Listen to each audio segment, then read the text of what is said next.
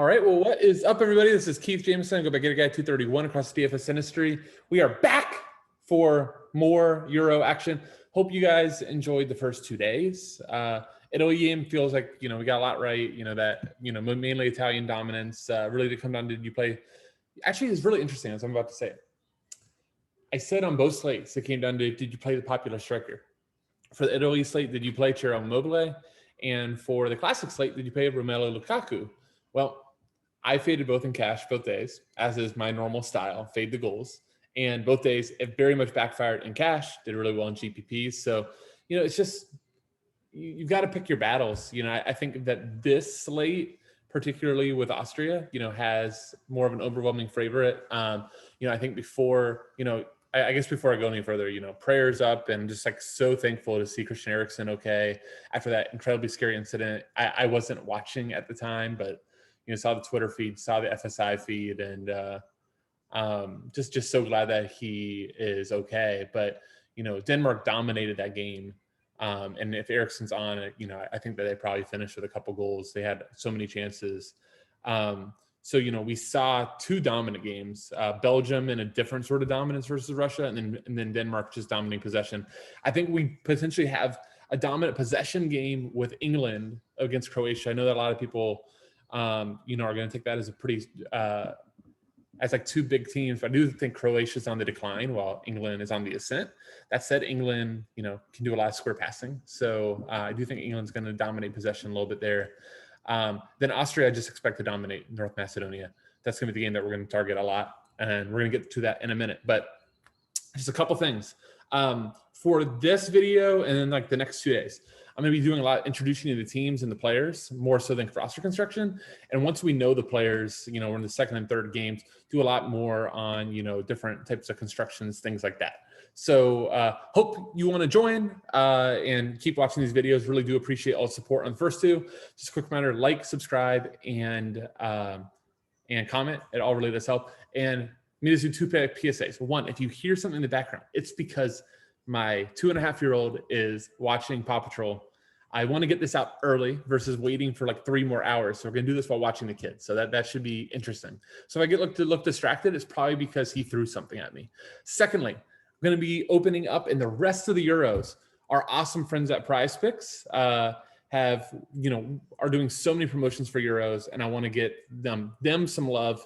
And set you guys up with some picks. So first off, there's a link in the bio. You use that and you get a match of up to $100 on your first 100 as a free play or a bonus into your account using promo code FSI. So use the link and promo code FSI. All right, before we get into the games, let's do prize pickers real quick. So here is what I've got set up for you guys. And let me try to move this over so we can see it better without my screen share. Oh, there we go. All right, so honestly, I just spent about 30 minutes combing this over.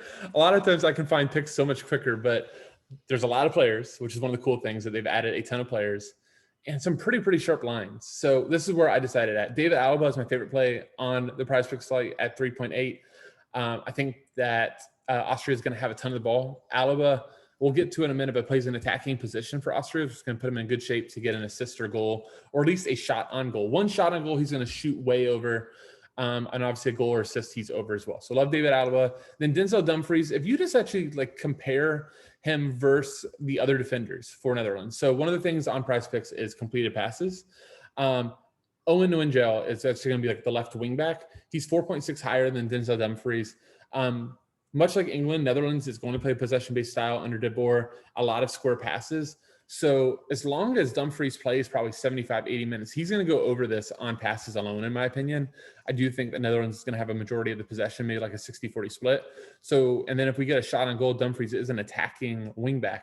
I think we're in great shape. So I love that. You get 3-1 on the odds. One of the great things about prize picks is if you get one right every 3, you're even. And if you beat that odds, you're in the profit zone. So love prize picks. And loving the extra attention that they have on the Euros. Hope that pick helps. Once again, link, promo code FSI. All right, let's jump into the games. First game on the slate is England versus Netherlands. England is -175 favorite.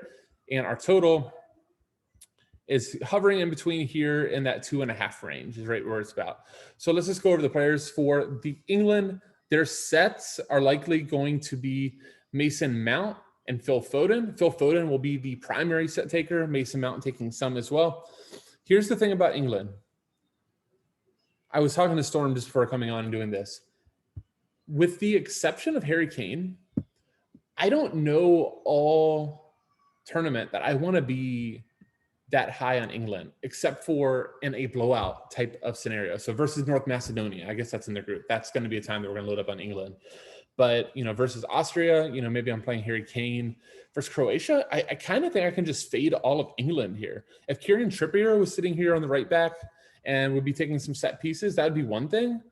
But just with the presence of Austria, we're going to get to that in a minute, and with the presence of Memphis Depay, who at this point is going to be one of the most influential players in the tournament and a plus matchup versus Ukraine, I just can't see spending for England players. So Foden, Mount, Sterling, all fine. Luke Shaw, this is not the Luke Shaw from Manchester United. He's not taking set pieces for England. He's not really bombing forward. England just is not all that DFS friendly under Southgate. And I don't want to go out of my way, especially in a matchup versus Croatia. And while I think Croatia is worse than people think for this tournament, they're not the runner-up World Cup squad anymore. They're definitely on in age. I don't think that I want to go out of my way to target England. On the Croatia side, look, Croatia I think is going to be playing a lot on the counter. They love to be on the ball. We're going to stack them against North Macedonia too, but this is a stay away spot. Luka Modric is on almost all of their set pieces. You can get an occasional set piece from Perisic or Brozovic, but in my opinion, all of Croatia is GPP only. All right, let's get to Austria. This is the game that I think the books, in my opinion, just are wrong. I think that this should be a -200, -250 total. I think Austria is insanely talented. North Macedonia, not so much. North Macedonia has, let me just pull this up real quick for you. Let me just show you like their record or what they've allowed versus some teams goal-wise, okay? So I'm not going to go to their friendlies. We're going to go to their World Cup qualifications. Their big win was versus Germany. Germany only scored 1 goal. They beat Liechtenstein 5-0. Congrats. But they allowed 3 goals versus Romania. They allowed 1 goal versus Armenia. 1 goal versus Estonia. Estonia, guys. Versus Estonia, the other side, they allowed 3 goals. Got 1 versus Georgia, 1 versus Armenia. I think you kind of get my point. They're not playing top-class competition. They're not playing David Alaba. They're not playing Marko Arnautovic. They're not playing Christopher Baumgartner, who, if you don't know, is a stud. They're not playing Marcel Sabitzer, who's on the Liverpool radar and a ton of big team radar. Austria is stacked, guys, with really good players and some names that if you don't know them now, you'll know them soon. I think Sabitzer and Baumgartner are going to be 2 guys that in the next 4 to 5 years are going to be household names. Or the next World Cup, they might be considered some of the better players in the world. And Marko Arnautovic, former Stoke City fame, former West Ham fame, has been having a really good goal-scoring record in China, where he's getting paid a ton. And we have David Alaba. Yes, he plays center back for Bayern. He's going to play center back for Real Madrid. But for Austria, he is in an attacking position. He takes almost all their set pieces. He is one of the locks of the slate with Memphis Depay, and a guy that's going to be, building block in all my lineups, especially where he is priced at. Leiner and Ulmer, if Austria is struggling to score and they're dominating possession, those fullbacks are going to pound in crosses, especially to a target guy like Arnautovic. If you want a GPP play, Hinteregger has always been incredibly offensive and incredibly dangerous on set pieces. I'm blanking on the club. It's Filip Kostic's club in the Bundesliga. I don't know why I'm blanking, but a guy that we from a GPP perspective, I target a lot in Bundesliga. So I think that makes a lot of sense. Also, Bachmann I expect to be pretty popular. If you agree with me and that these odds are a little bit wrong, I think it should be -200. He's priced at like 4,900. So he's a pretty interesting semi-pay up option. For North Macedonia, your set pieces are going to be Enes Bardhaj is going to take a majority of them. Alioski from Leeds can take some as well. If Bardhaj as a wingback, he's interesting. If nothing else, maybe especially for showdown. But I think on classic, we're mostly going to be avoiding. All right, last game. Let's go over to Netherlands and Ukraine. As my 2-year-old comes over to say hi. Hopefully he decides that the new episode started again and he's good. But, you know, Memphis Depay is going to be the play from here. And really the only guy I'm targeting too much. He takes all the set pieces, all the offense. All of Netherlands is about Memphis Depay. I'm going to pause this real quick. I'll be right back. All right, this is going to be my 5-minute warning. I probably have 5 minutes of him before I have to get out here. So let's just finish this game up. Thank you for holding with me. So Memphis Depay is just going to be the center of all the action for Netherlands. Dumfries and Wijnaldum are probably the only other two that great of DFS options. Netherlands, since the board has gotten there, it's just really boring. Gigi Wijnaldum under Koeman was awesome, playing more of a 10. But here's the deal with the Netherlands. They should not be playing back three. Some of their best players, their most expansive players are attackers and midfielders. And he's forcing on, you know, just players that aren't that great. You know, Dumfries and Wijnaldum are great, like soon up and coming players, but it's not maximizing his roster. It's why De Boer is getting just so much slack. But, you know, play Memphis, you know, probably fade the rest. Jenny for GPP. If you think Wout Weghorst can score, that's fine. But your cash plays Depay, Dumfries, Wijnaldum. Ukraine, set pieces should be Malinowski. If for some reason he isn't in, Yarmolenko could take some. Zinchenko from Man City. He plays in the midfield for Ukraine. He'd be fine, but I'm not going out of my way for anybody here. Zubkov has taken some sets too. So those set pieces are a little bit gross. The player to watch, though, is Malinowski. You know, really, really talented midfielder for Atalanta. If I had, you know, gun to my head, I had to choose anybody, it'd be Malinowski. I do think that Netherlands is sneaky bad in this formation. They might allow a goal. If so, Yaremchuk is an interesting play. All right, let's go over to Draftkings real quick.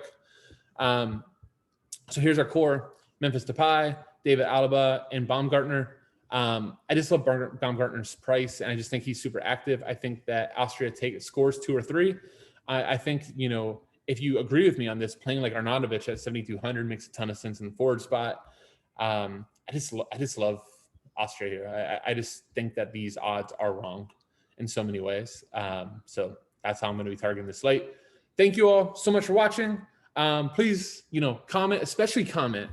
Do me a favor if you like the prize picks in here, so I know, you know, we can keep going on. I'm thoroughly enjoying it. You know, it's something once you're done with your DFS lineups or once you're prepping and waiting for lines to come out, you can be sitting there playing through them. They're pretty sharp lines too, so it can kind of give you a hint what to expect coming up in the DFS action later to go. Guys, thank you all so much for your patience and watching. This is Keith, aka Gator Guy 231. See you.